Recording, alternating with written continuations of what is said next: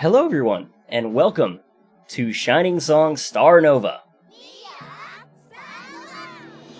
The game was actually just released today, just a few hours ago on GOG.com, and we're going to hop into it here without any delay.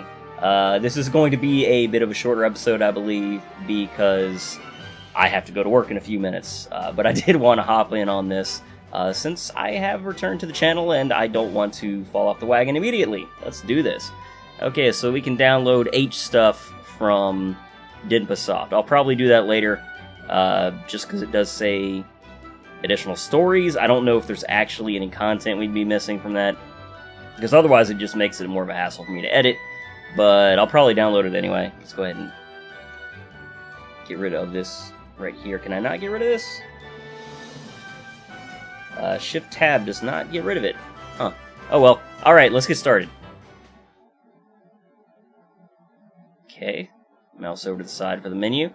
Okay, so we have played the demo before. I don't know how much of this has changed, if anything.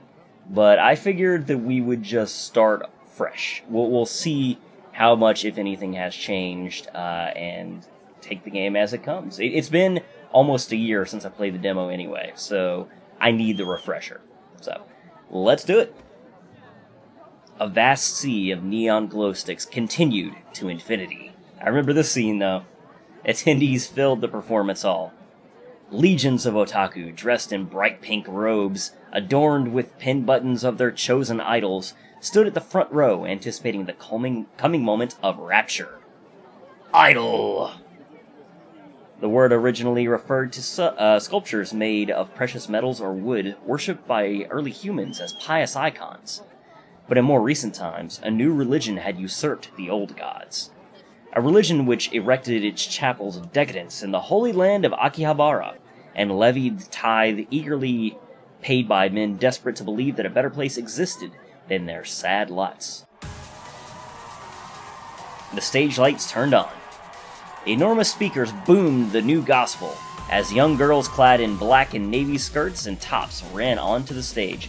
I'm pretty sure that this didn't have this track playing in the background in the old demo. I'm not 100% sure about that, but as I seem to recall it, it did not. And that shift-tab thing in the corner is actually driving me crazy. So I'll have to see what I can do to get rid of that, but actually, looking over at OBS, it doesn't look like you guys even see that. Okay, that's good. In the bottom right-hand corner, there is a little GOG Galaxy thing that says, now playing, press Shift and Tab for more. But you guys must have thought I was crazy. Maybe you still think I'm crazy. Anyway, enormous speakers boomed the new gospel. Okay, we just read this. Continuing. Are you ready? They gave the MC a voice. I do remember he didn't have a voice. What the heck is going on? Now I can't continue with the enter key. Ah! Everything's going wrong.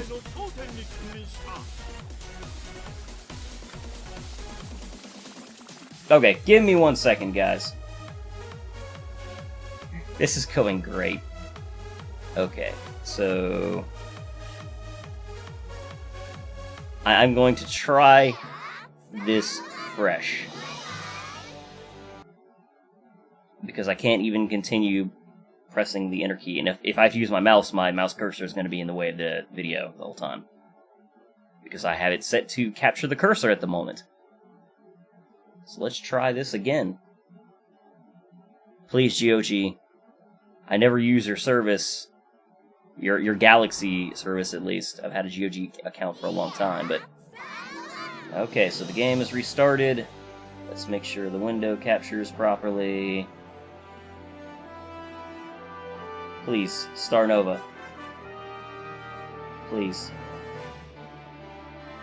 There it is! Alright, okay. Perfect. Ah, and the Galaxy, GOG Galaxy icon is also gone. Right, we didn't save. Haha! I'm good at this. Alright.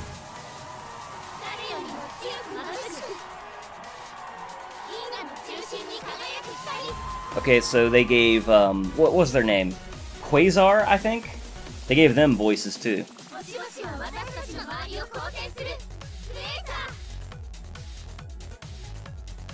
The crowd roared in a wild frenzy as their goddesses descended from the heavens. Grown men wept in shame, knowing that they had come down. They without taint had come down to cleanse this sinful, dirty, unworthy mass of humanity with their radiance.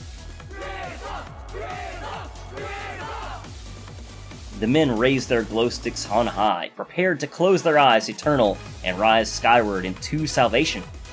The era in which men prostrated themselves not before calves of gold, but below the heels of girls singing shining songs, had begun. The woman shook her head as Quasar's New Year's Live played on the television set above her. She downed the shot of cold sake. Woman. A term alien to these kinds of stories. In most cases, one was a girl, or at least had the word young prefixed to the word woman. Woman was a poor word for marketability, evoking the sort of plain Jane, peach-colored underwear one would find on the discount rack at the supermarket. Maybe one time you accidentally walked in on your mom changing and caught a glimpse of said underwear.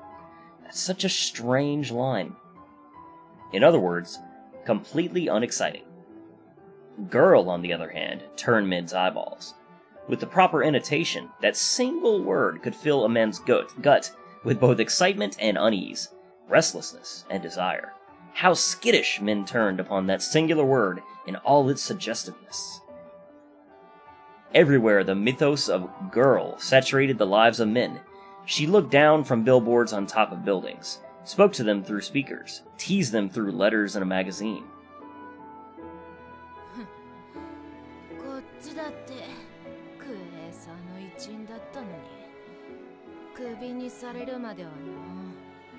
If I recall right, this part wasn't voiced, but I could be wrong about that. Again, it's been quite a long time.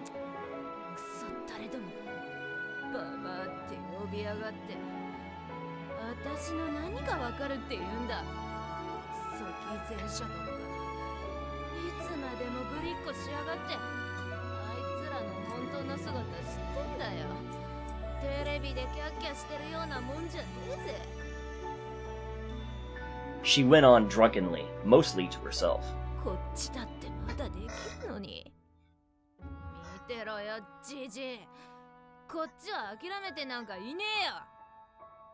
Mariah pounded the bar, her head swaying.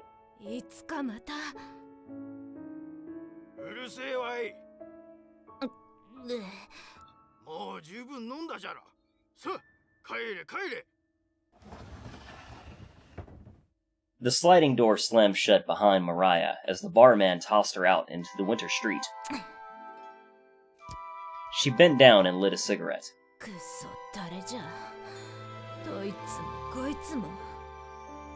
She slumped back home, cigarette dangling from her mouth.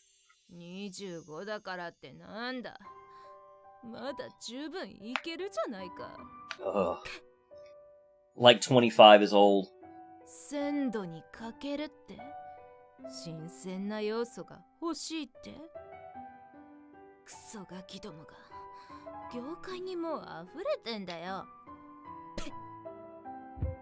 Suddenly, bad memories hit her all at once. Standing in line with girls half her age even, begging for another chance. She could see the looks on the other girls. They were laughing at her. The executives were probably laughing at her too.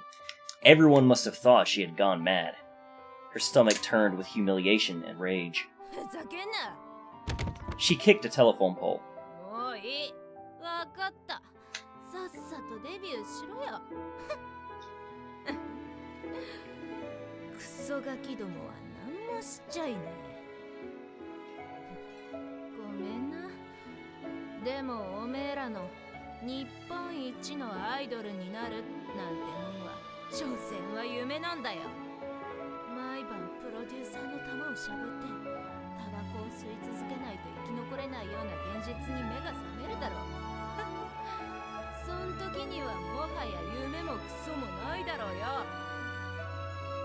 Mariah continued her rant against this imaginary girl as she sauntered home. However, a bizarre sight interrupted her one-woman rage against reality. She saw a small figure step onto the railing of a nearby bridge. おい、それって、おい! The chilly winter breeze ruffled the girl's hair as she gazed down at the riverbank. She had no idea what she was doing, or how she'd gotten there. 私はこのまま飛び降りるべきなんでしょうか。おかしなこと。なんでそのようなことを考えているのかしら。なのに、私はこんな場所にいる。ということは、心はもう決まっているのかもしれません。So this is Sasami's voice. I don't think she had any voiced lines. I'm probably wrong about that. No, because everyone had their little tee-hees and everything every now and then. I just don't remember her voice for some reason. Oh well. The girl's thoughts were interrupted by Mariah's voice. Oi, 何をしている? Now that Mariah was close, she could see that the girl looked like a high schooler. Just why was this kid going to throw her life away? まだ若いんだから、やり直す機会はいくらでもある。The girl spun around and faced Mariah. このガキ、顔まで可愛いじゃねえか。そのまま諦めるのか? Oh, Mariah. ここまで降りてこい。いや、私。The girl's eyes widened as she shook her hands in a panic. その必要は。Mariah leaped forward just as the girl lost her balance on the icy railing and fell backwards. 昔の私なら運命を信じていたかもしれません。しかしある時から人生はおとぎ話とは違うと思っていた。人生には心なんてものはなく、いいことも悪いこともそれに関係なく起きるものだと。結局私たちは関係ない出来事を無理やりつなげて生きる意味を作っているのです。だからこれは運命だとは言いません。ただこの出会いは偶然であり、スターノバの7人の壊れたアイドルの物語の始まりを告げるものなのです。あるプロデューサーが最高のアイドルグループを作るという夢のために7人の欠陥品のアイドルをその頂点へと導く、笑いあり涙ありの物語である。そう、これはそのプロデューサーの物語。あなたの物語なのです。その物語はAlright. Starnova. As one might expect, the voice acting adds a lot, even if it is in Japanese. It isn't just me sitting here and speaking to you the whole time in strange, different voices. Okay, so we've got an OP here. I think I'm going to skip it, actually, because the video will probably be flagged if I don't. So, yeah, sorry guys. But I'm pretty sure that you'll be able to find that all over YouTube now that the game is out, if you are so inclined. Let's get going. February 1st, 2017. Morning. Cold, cold, cold. I woke up to the frigid winter morning. Given my current finances, I couldn't afford to turn on the heating and had to sleep wrapped in thick blankets instead. As soon as I tore myself from the sanctuary of my warm futon, I was assaulted from every direction by Old Man Winter. I entered the bathroom, trying my best not to faint from both the cold and sleepiness. An unkempt face with weary eyes stared back as I looked in the mirror. I'd been unemployed for the past 2 months after being fired from my last job. Thanks to my paltry savings, the last few weeks had been a losing war against eviction and starvation. However, my luck finally turned around. By chance, I encountered my old professor from management school, who happened to own a talent agency. And there they've got a poster of Fault Milestone 1, I believe.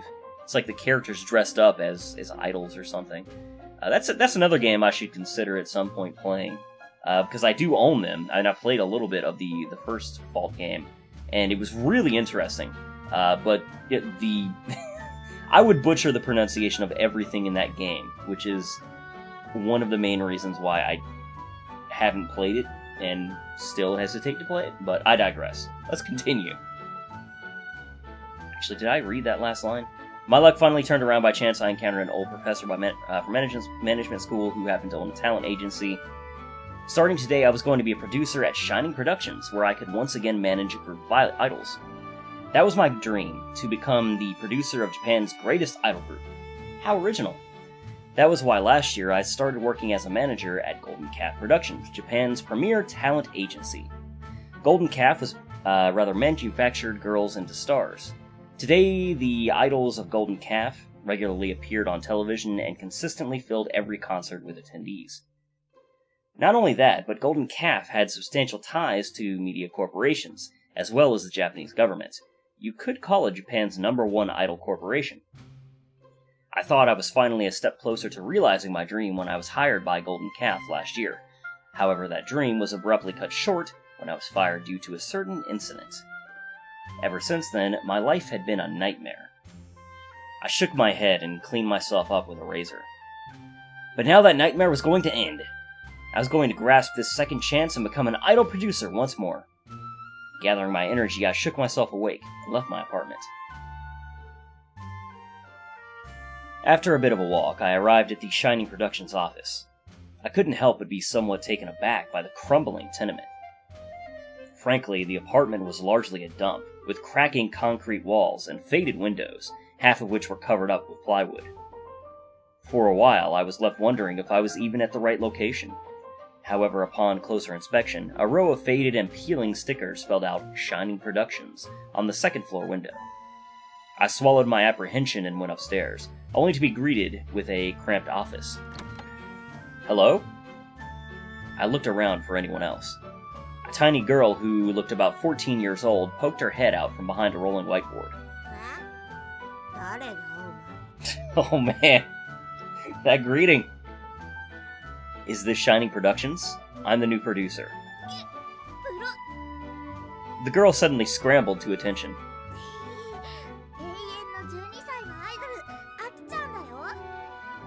That transformation, though.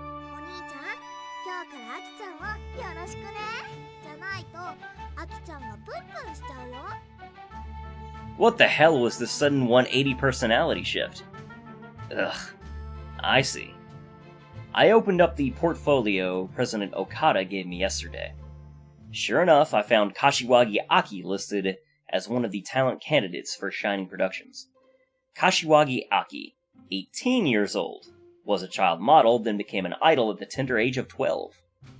I see. Child idols appeal to a certain, very limited subset of the fanbase. But no matter what, they had their expiration date, after which their fans suddenly lost interest and turned to the next fresh little thing. Sure, they can try to keep up the elementary schooler act for as long as they want, but all girls grow up eventually. Hey, don't look at me like I'm some kind of creeper. I'm just laying things out as they are. I bowed a bit to Aki. I look forward to working with you, Kashiwagi-san.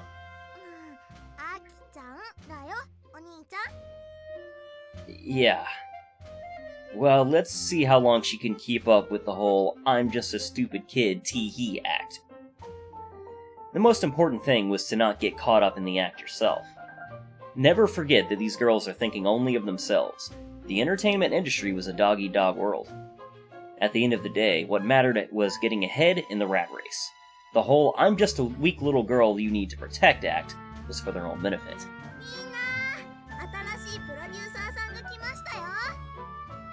The girl went into what looked like a break room, where the others were gathered. A hodgepodge of girls emerged. Before I could see her, one of the girls retreated back into the room. What was her issue? Was she pulling the, I'm just a pure virgin who's scared of men act? That is so... Oh my god. The judgment! Before I could investigate, the oldest looking woman of the group began talking. Was she supposed to be the alpha of this pack?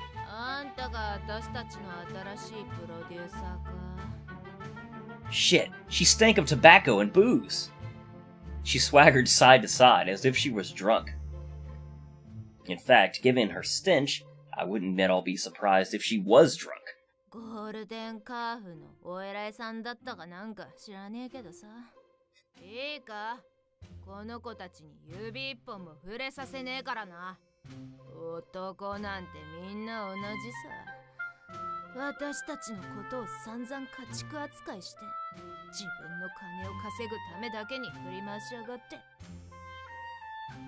I gotta say, I'm really enjoying the voice actress's work with drunken Mariah, which we're probably going to be hearing a lot of, so that's good. お前のことなんて全部お見通しだ。私たちは騙されないよ。And here you have the textbook example of a burned-out idol entering the latter half of her 20s. Basically, this is where the end of the line was. Even the best idols eventually lose their youth, and that's when the fans start turning away. Your body suddenly can't pull off those dance moves you used to do so well as a teenager. Parts start getting wrinkly and saggy. And so, at their wits' end, they crash down the slope of recreational drugs and booze. Mariah, あなたまたお酒飲んでたの？そんな状態で仕事に来るなって言ったでしょ？うるさい。昨日の晩だって一緒に飲んでたじゃない。あ、まさかお酒の耐性が衰えたとかじゃないよな。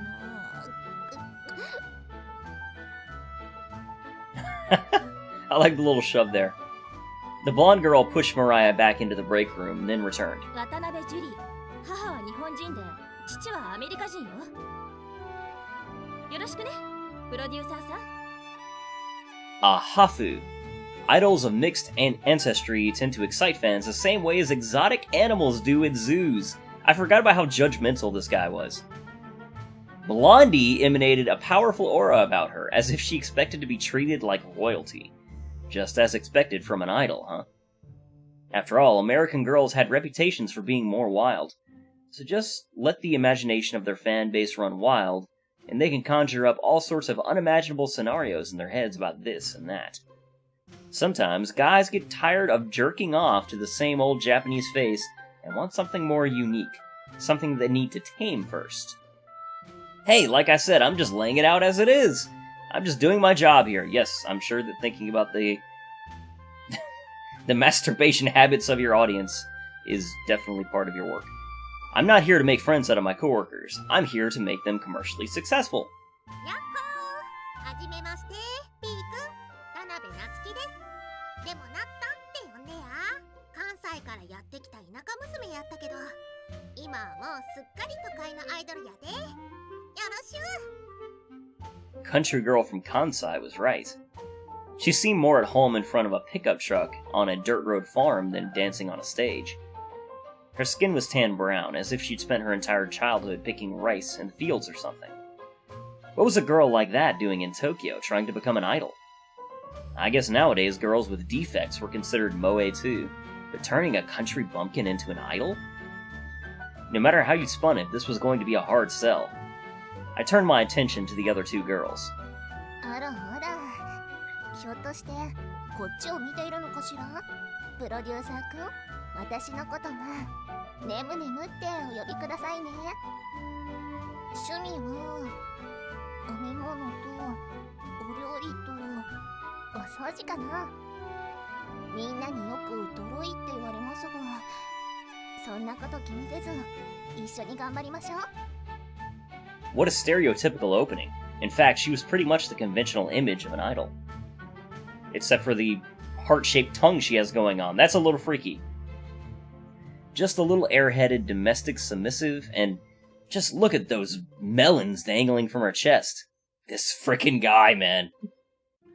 Although, I just wonder how much, or rather, I wonder just how much of that was real and what was fake. And I wasn't just talking about her personality. プロデューサー君とら本物に決まってるでしょ。え？気をつけないといけないよ、お兄ちゃん。ネムネムは頭につけているあのハート型のアンテナで人の心が読めるんだよ。 Seems legit. Okay, well that seemed pretty far-fetched. It seemed like Nimue was actually pretty clever. I guess, despite her airheaded appearance, Nimue was sharp at reading people's thoughts. That was a necessary skill for a successful idol in any matter. It only seemed to confirm that Nimue was sharper than she let on. でもプロデューサーくんが見たいって言うなら構いませんよ。本物かどうか確かめたいでしょ。 You met him 30 seconds ago. Nimue exposed more of her cleavage. I guess I'm getting a little flustered too here. Nimue exposed more of her cleavage in an absent-minded manner, as if stripping down in the middle of the office was a regular occurrence. Ahem. Despite being a healthy young man with an unavoidable interest in such matters, I had to remain above the games these girls play. We'll be doing the physical examination later. 了解。 I like the way she sold that one. That left one girl, aside from the one who hid from me. Oh, Mika! Fantastic. So, Mika was my favorite in the demo, and I do want to ask you guys basically whose route we should go down. I'll probably create a straw poll asking that question, or something to that effect, and put that down in the description box. Or just leave a comment and let me know what you guys are thinking. And, yeah, I'll take it all into account. Shit! I already have an insanely bad feeling about her. 我が新たな主よ。ナイトソングの配下であるこの私が歓迎しよう。 The Chunibyo idol. 課された試練は難関を極め、幾度もの絶望的な戦いの末、この身も滅ぼされかけていた。しかし、我が勇敢なるブラックナイトが約束の時にこの卑しい配下を救いにやってきた。ああ。 早くこの身を汝の闇色に染めてくだされ。させれば哀れな聖者でなく、不死なる我が身によみがえるのだ。 This here is someone referred to as a Chunibyo. Thanks to a certain late-night anime, acting like a foolish middle schooler has been all the rage with the Akiba folk lately. From light novels to eroge to anime, characters of this flock were propagating everywhere. It was only a matter of time until they seeped into the idol world as well. 闇の御方よ、なぜ何も言わないのですか。乙女の苦しんでいる姿がご覧になりたいとでも。 Not feeling like playing along, I just looked at her information from my portfolio. 20 years of age, high school diploma, but everything else in her resume after that was a giant blank. No prior work experience in the idol industry. Hashimoto Mika-san, I presume. I look forward to working with you. やっとこの存在を認めてくださいましたね。ちょっとうるさいわよ、中二ちゃん。何言ってるか誰もわかんないから。That seemed to put a stop to Mika's act. She pouted and looked away from Aki.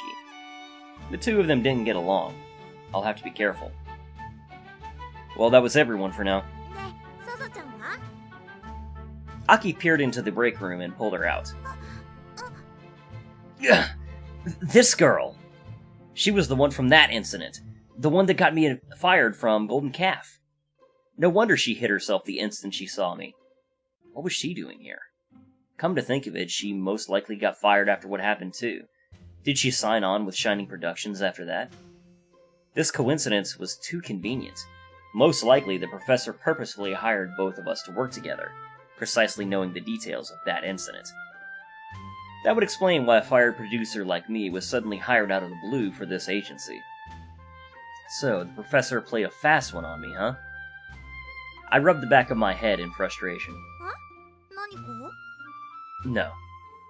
For now, I didn't want to share the particulars of my exit from Golden Calf with the other girls.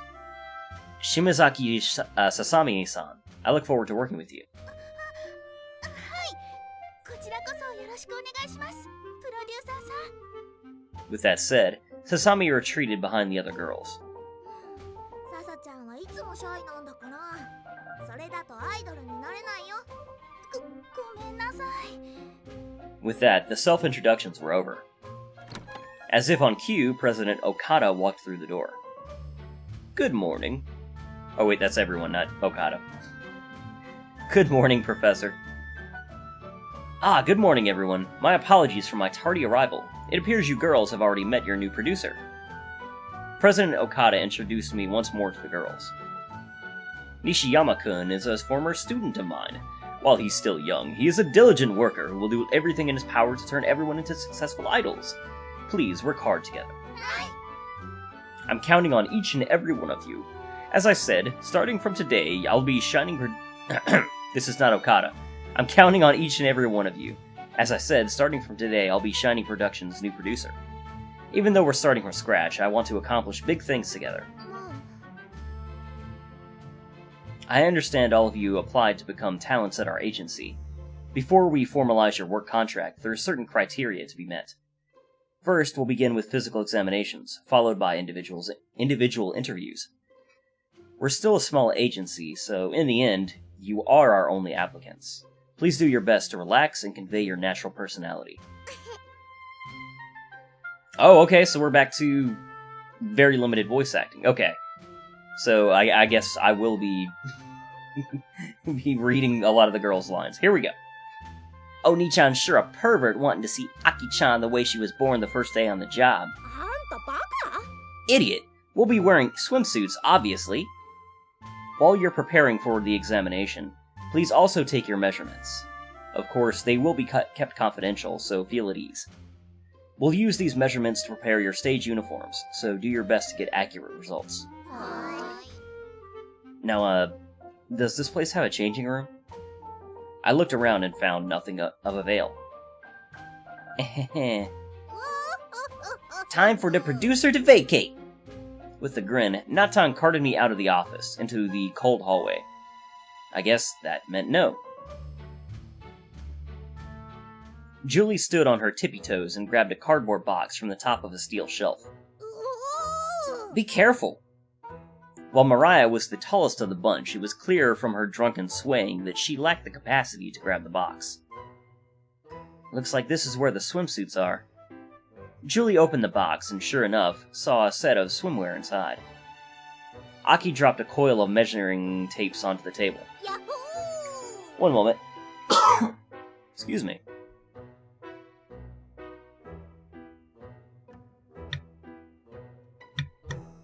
Sorry about that. Let's strip! Well, I guess we have to do it. Julie reached into her skirt and pulled down her panties. It's black!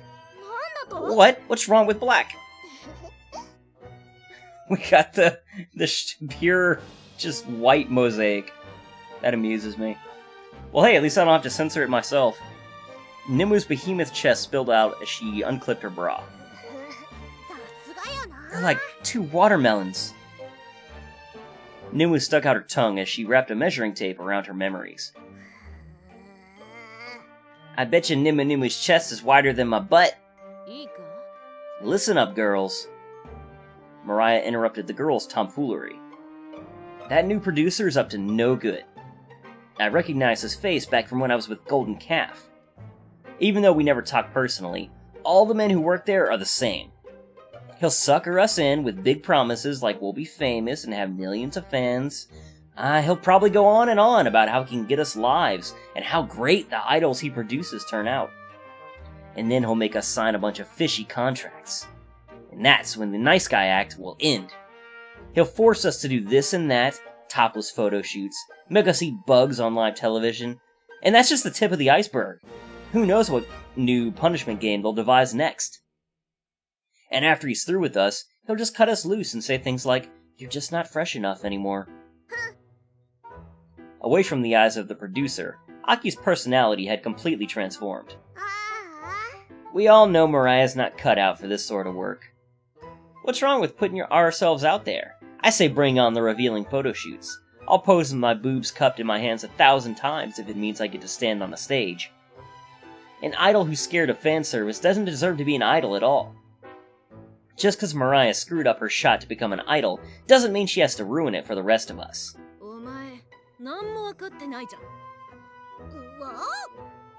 Could it be that Aki-chan doesn't mind posing topless just because she doesn't have nothing to hide up there? You always have to open your mouth. Huh, a flat chest is an appeal point in today's market. Aki let her bra drop and puffed her chest with pride.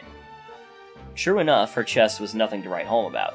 Her little mounds were nothing but mochi cakes next to Nimu's jugs of wonder. Jugs of wonder. I've skipped drinking milk for the past 6 years just for my fans. The girls turned to face Asami. surprised that the usually quiet girl had spoken. "The producer's not a bad guy. I think we should trust him." "Oi, girls who trust others so easily get eaten alive in this industry, you know? Eaten alive!" "No, actually, I know the producer back from when we both worked at Golden Calf." "Then why didn't you say something earlier?" "Well, it's not like we exactly knew each other well. In fact, I've only met him once." "Once? And you think we should trust him just because of that? You're just... Anyways, that one time was enough for me to believe that he's not a bad guy." "What makes you think that?"